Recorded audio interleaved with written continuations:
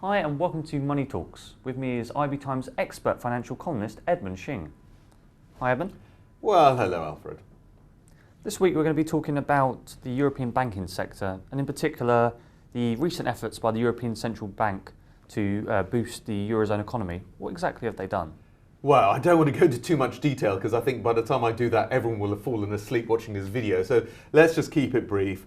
President Mario Draghi, who's the president of the European Central Bank, has embarked on a course of trying to inject more money into the European economy to get more growth. Okay, and one of the specific areas that he focused on with these measures on Thursday was the banking sector, because the banking sector in Europe has been under pressure for a number of reasons, most notably from regulators and tighter regulations.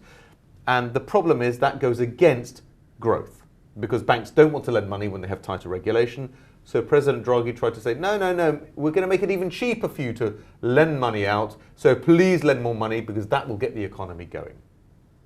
And so that means that the current picture is looking a lot rosier for the European banks than it is for the British counterparts. That's right, Alfred. Now, in the last couple of months, European banks have been absolutely slaughtered by the stock market and been terrible performers, and actually down 30% over the last couple of months. So what we're now seeing is a bit of a rebound, saying thank you very much to President Draghi, and now stock market investors are reassessing European banks. Of course, these measures don't have a lot of impact on UK banks, at least not directly, because it is the Bank of England here in the UK that controls the same types of measures for UK banks specifically.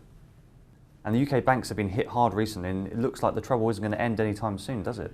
No, that's right, Alfred. I mean, if you think about, there have been a number of fines, most notably for the whole PPI, so the Payment Protection Insurance story, which has led to loads of fines and compensation being paid to people who've been wrongfully sold this insurance.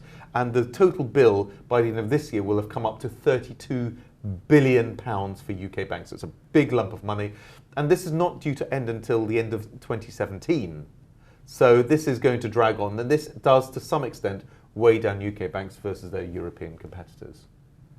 And if that's the case then, where in either the UK or the European banking sector should we be looking to invest? Well, I think there are three suggestions here, Alfred. I think firstly, if you wanted a specific European bank that is clearly going to benefit from what the European Central Bank have announced last week, then I would say Santander, the Spanish bank, which of course has branches in the UK via the old Alliance and Leicester, Bradford and Bingley, and Abbey National, so they're quite big in the UK. That's one clear beneficiary. So you could buy shares in Santander. Secondly, you could simply buy shares in a European banking fund, an exchange-traded fund, and I've listed one by X-Trackers in the piece, that buys the whole European banking sector. So you're not trying to select a stock, you just say, I'm going to buy the whole industry, because as a whole, they will benefit.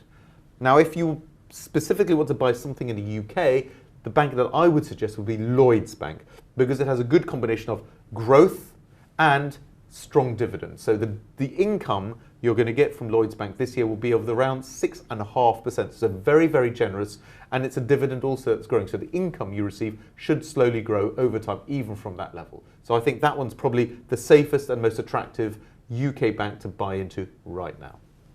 Well, thank you very much, Ed. My pleasure, Alfred. And for all our business coverage, go to our website, ibtimes.co.uk.